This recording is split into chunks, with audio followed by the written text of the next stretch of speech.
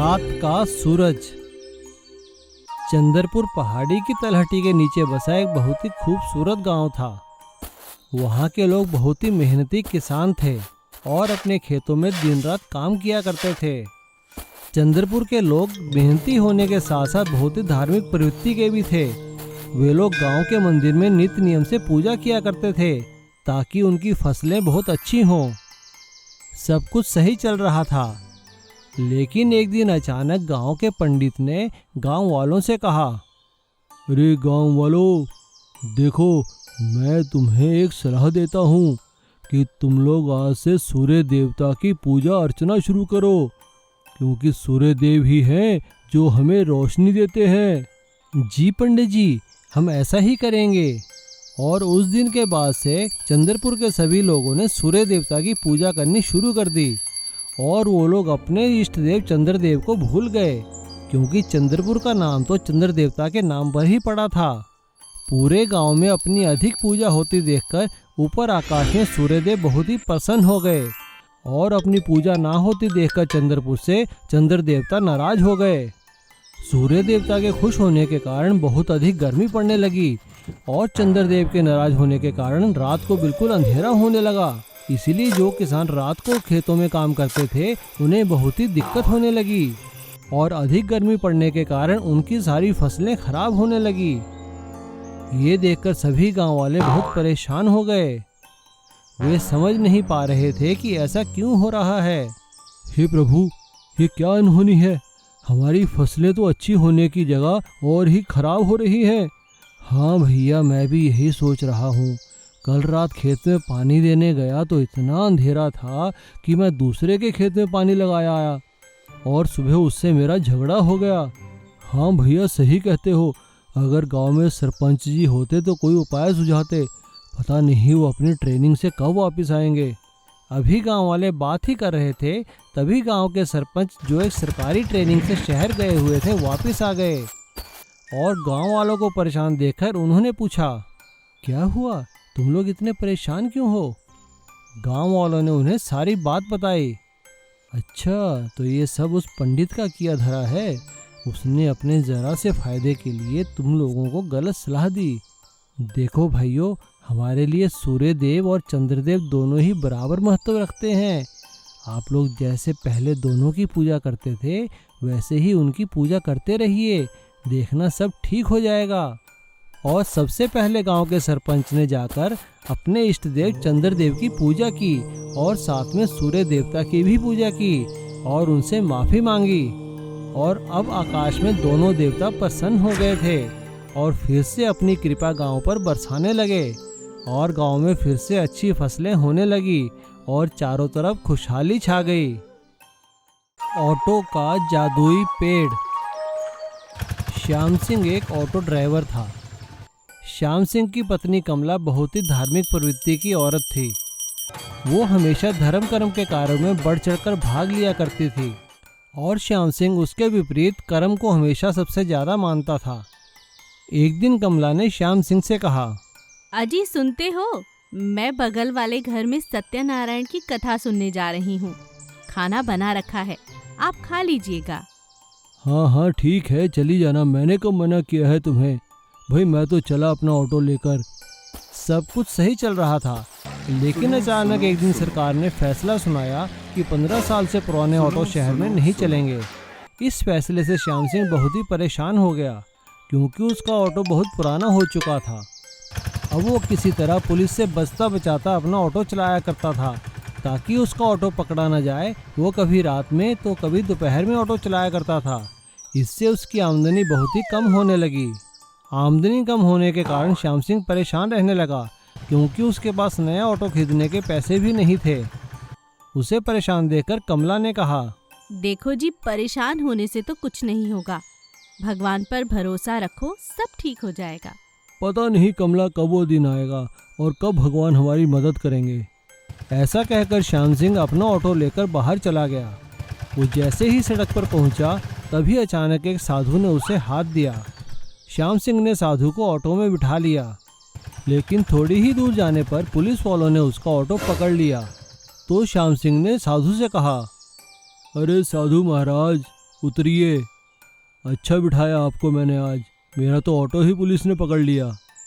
श्याम सिंह की बात सुनकर उस साधु ने उसे एक पेड़ देते हुए कहा, तुम फिक्र मत करो बच्चा, ये पेड़ ले लो और इसे अपने आंगन में लगा देना, भगवान सब भली करेंगे।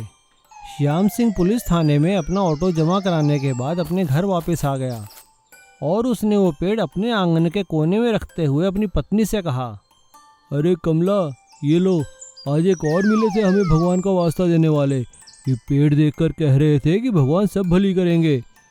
भला क्या भली करेंगे भगवान इस पेड़ से? श्याम सिंह की बात सुनकर कमला ने कहा, अगर साधु बाबा ने कहा है तो भगवान जरूर भली करेंगे। और ऐसा कहकर कमला ने भगवान का नाम लेकर वो पेड़ अपने आंगन में लगा दिया। अगले दिन सुबह जब श्याम सिंह और कमला उठे तो आंगन में पेड़ देखकर हैरान रह गए, क्योंकि उस जो कमला ने पेड़ लगाया था वो काफ़ी बड़ा हो चुका था और उसमें कोई फल फ्रूट नहीं बल्कि ऑटो लगे हुए थे। खूबसूरत खिलौने ऑटो, तरह तरह के रंग बिरंगे ऑटो। ये देखकर कमला ने श्याम सिंह से कहा, अरे अरे, देखा तुमने, मैंने कहा था ना भगवान जरूर भली करेंगे। चलो अब जल्दी से इन ऑटो को उतारो और इन्हें बाजार में बेच दो, खूब पैसा आएगा। श्याम सिंह ने ऐसा ही किया। उसने तरह तरह के रंग बिरंगे खिलौने वाले ऑटो उतारे और उन्हें बाजार में खिलौनों वाली दुकान में जाकर बेच दिया। वो खिलौने वाले ऑटो इतने सुंदर थे कि हाथों हाथ बिक गए, जिससे श्याम सिंह की काफ़ी अच्छी आमदन हो गई। अब रोज़ सुबह ही श्याम सिंह उस पेड़ से ऑटो तोड़ता और बाजार में जाकर बेच दिया करता था। धीरे धीरे उसके पास काफ़ी पैसे इकट्ठे हो गए और उसने एक नया ऑटो ले लिया और भगवान का शुक्रिया अदा किया। हे प्रभु, मुझसे जो गलतियाँ हुई माफ़ करना। आप किस तरह किसी की मदद करेंगे ये कोई नहीं जानता। और इस तरह चमत्कारी ऑटो वाले पेड़ ने उनकी सारी मुसीबतें हल कर दी और वो फिर एक गांव में लीला और सुशीला नाम की दो औरतें रहा करती थी। वैसे तो दोनों आपस में पड़ोसी थीं, लेकिन उनकी बिल्कुल भी नहीं बना करती थी। वो हमेशा एक दूसरे से लड़ा करती थी। एक दिन ऐसे ही सुबह सुबह दोनों का शोर सुनकर सारे गांव वाले वहां इकट्ठे हो गए। गांव के मुखिया ने दोनों से पूछा, अरे लीला सुशीला, चुप हो जाओ, शांत हो जाओ, भाई तुम लड़ किस बात में रही हो, जरा बताओ तो सही। मुखिया की बात सुनकर लीला ने कहा, अब देखिए ना सरपंच जी, ना जाने हर दिन रसोई में नाना प्रकार के व्यंजन बनाती रहती है, जिसकी खुशबू मेरे घर तक आती है और फिर मेरे बच्चे भी खाने की जिद करने लगते हैं और मुझे पकाना ही पड़ता है। मैंने इसे कितनी बार रोका है, अपने घर में इतना अच्छा खाना ना बनाया करे। मुखिया जी, भला ये भी कोई बात है? मेरा घर, मेरी रसोई, मैं जितने चाहे व्यंजन बनाऊं, इसमें कोई रोकने वाला कैसे हो सकता है? ऐसा कहकर वो दोनों फिर से एक दूसरे के बाल पकड़कर लड़ने लगती है। गांव वाले बड़ी मुश्किल से उन दोनों को अलग करते हैं और उनकी लड़ाई का कारण सुनकर हंसते हुए वहां से चले जाते हैं। एक दिन सुशीला की बेटी ने आकर उससे कहा, माँ देखो ना, मेरा रिजल्ट आ गया, मैं क्लास में प्रथम आई हूँ। अरे वाह बेटा, मैंने तो अभी भगवान के भोग के लिए तुम्हारे लिए लड्डू भी बनाए हैं। जाओ जाकर भगवान को भोग लगाओ। मैं अभी खेतों से तुम्हारे पिताजी के पास से आती हूँ और उसके बाद मिलकर हम पूरे गांव में लड्डू बांटेंगे। माँ, मैं भी तुम्हारे साथ चलूँ खेतों में पिताजी के पास? ये अच्छी खबर मैं खुद पिताजी को देना चाहती हूँ। ऐसा कहकर दोनों माँ बेटी खेतों की ओर चले जाते हैं। लीला ने जलन के मारे उन दोनों को सबक सिखाने की ठान ली, क्योंकि उसकी बेटी क्लास में फेल हो गई थी और मन ही मन सोचा, हाँ, ये अच्छा मौका मिला है, क्यों ना इन लड्डुओं में जमाल घोटा मिला दूं। सारे गांव को लड्डू खिलाने चली थी ना, बुरी हालत हो जाएगी सबकी और फिर मेरा बदला भी पूरा हो जाएगा। और मौका पाकर लीला सारे लड्डुओं में जमाल घोटा मिला देती है। सुशीला अपनी बेटी के साथ वापस आकर जब सारे लड्डू गांव में बांटने जा रही थी तो सबसे पहले उसे लीला के पति और उसके बच्चे मिलते हैं। वो उन्हें सारी बात बताकर लड्डू खाने को देती है। लीला का पति सुशीला को उसकी बेटी के फर्स्ट आने पर बधाई देते हैं और बड़े प्यार से लड्डू लेकर खाने लगते हैं। तभी वहाँ पर एक सांड आ जाता है और उन्हें टक्कर मारता हुआ वहाँ से चला जाता है। सारे लड्डू नीचे गिरकर खराब हो जाते हैं। ये देखकर सुशीला और उसकी बेटी बहुत दुखी होते हैं। और वो दोनों बड़े दुखी मन से अपने घर वापस आ जाते हैं। और इधर जैसे ही लीला का पति और बच्चे घर पहुंचते हैं, थोड़ी देर में उनकी तबीयत खराब हो जाती है। अरे अरे अरे, ऐसा क्या खा लिया आपने जो आप दोनों की इतनी तबीयत खराब हो गई है?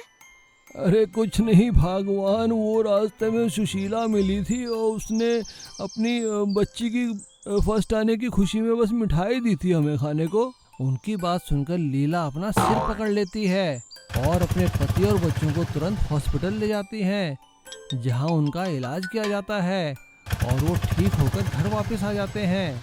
अब लीला को अपनी गलती का एहसास हो चुका था और वो जाकर सुशीला से माफ़ी मांगती है और उससे गले लग जाती है। अब लीला और सुशीला बहुत अच्छी सहेलियां बन चुकी थी और मिलजुल कर रहने लगी थी।